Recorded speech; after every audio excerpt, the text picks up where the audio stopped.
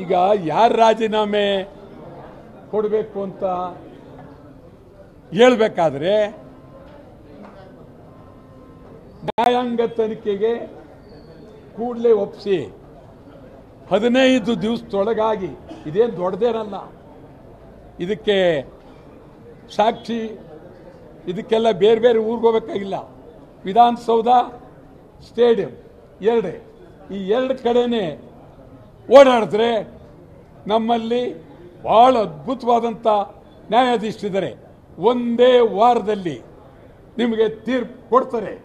ತೀರ್ಪು ಬಂದ ನಂತರ ಸಂಪೂರ್ಣ ಯಾರ್ಯಾರು ರಾಜೀನಾಮೆ ಕೊಡಬೇಕು ಕೊಡಲೇಬೇಕಾಗುತ್ತೆ. ಅದನ್ನು ಸಿದ್ದರಾಮಯ್ಯನವರು ಭಾಳ ಗಂಭೀರವಾಗಿ ಮಾಡಿದ್ರೆ ಸಿದ್ದರಾಮಯ್ಯನವರಿಗೆ ಒಂದು ಗೌರವ ಬರುತ್ತೆ ಅಂತ ಹೇಳಿ ಅತ್ಯಂತ ಕಳಕಳಿಯಿಂದ ಹೇಳ್ತಾರೆ.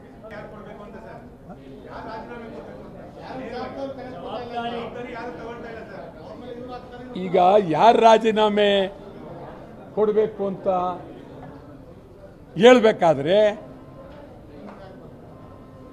ನ್ಯಾಯಾಂಗ ತನಿಖೆಗೆ ಕೂಡಲೇ ಒಪ್ಪಿಸಿ 15 ದಿವಸದೊಳಗಾಗಿ, ಇದೇನು ದೊಡ್ಡದೇನಲ್ಲ, ಇದಕ್ಕೆ ಸಾಕ್ಷಿ ಇದಕ್ಕೆಲ್ಲ ಬೇರೆ ಬೇರೆ ಊರಿಗೆ ಹೋಗಬೇಕಾಗಿಲ್ಲ.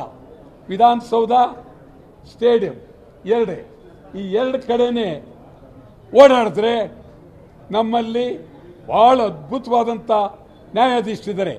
ಒಂದೇ ವಾರದಲ್ಲಿ ನಿಮಗೆ ತೀರ್ಪು ಕೊಡ್ತಾರೆ.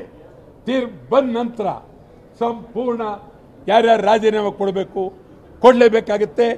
ಅದನ್ನು ಸಿದ್ದರಾಮಯ್ಯನವರು ಭಾಳ ಗಂಭೀರವಾಗಿ ಮಾಡಿದ್ರೆ ಸಿದ್ದರಾಮಯ್ಯನವರಿಗೆ ಒಂದು ಗೌರವ ಬರುತ್ತೆ ಅಂತ ಹೇಳಿ ಅತ್ಯಂತ ಕಳಕಳಿಯಿಂದ ಹೇಳ್ತಾರೆ.